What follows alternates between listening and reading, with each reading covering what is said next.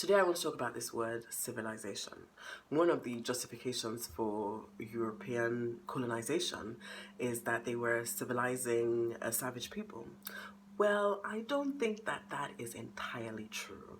I checked up the definition of the word, and I have found out that according to National Geographic, there are 6 main characteristics of a civilization. One is that there's a large population center or large population centers, that there's monumental architecture, unique styles of art, that there is a way of communication or communicating of strategies, that there's a way of administering the kingdom, that there's clear division of labor, and that there's a class system. So I looked at the Benin Empire in modern day Nigeria, and I've checked it against these characteristics. So the Benin Empire, at its height, it had about 2 million inhabitants. The main city of the Benin Empire was the Benin City itself, and this was a walled city. Inside the Benin City lay the Oba's Palace, and apparently from historical accounts and from photographs that we have and from the artwork that's come out of this empire, we know that the Oba's Palace was impressive.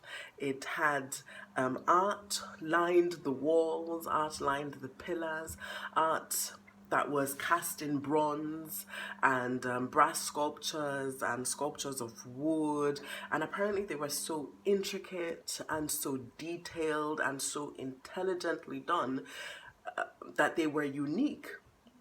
And there was nothing quite like this in Europe or in Africa at that time. We know also that they had a way of communication. They communicated through their language, of course, and even through the art, because the art depicted scenes. It depicted scenes of festivals. It depicted scenes of what happened in the Oba's Palace and the different things that were going on around. We know from the art that the Oba traded with Europeans, because we saw Europeans depicted in the art. We saw Portuguese mercenaries depicted in the art as well. So the Oba would pay them to fight rival territory. We also know from the art and from oral history that there was a clear administration of the kingdom. So the Oba was right at the head of the kingdom. He represented a god and he was a deity. He owned all the land and he collected taxes, but he had chiefs, and there were chiefs that would administer the town and chiefs that would administer his palace. And then even amongst the chiefs that would administer his palace, he had chiefs that were in charge of diplomacy and trade negotiations, and the ones that would handle the family, and the ones that would handle domestic servants or domestic workers. We know that there was a clear division of labor, of course, with the Oba right at the top, the chiefs as well administering the town or the empire. There were guilds of craftsmen. So there were guilds of craftsmen who would handle this bronze work that they were so known for, guilds of craftsmen that would handle the costumes that they wore and the leather work that was done.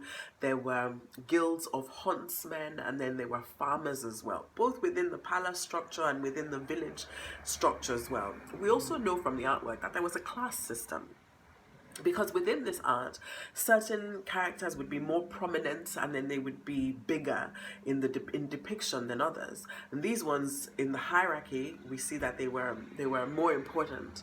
The ones that were sort of towards the back and faded into the background were less important, and they also had less clothing on. They were more scantily dressed.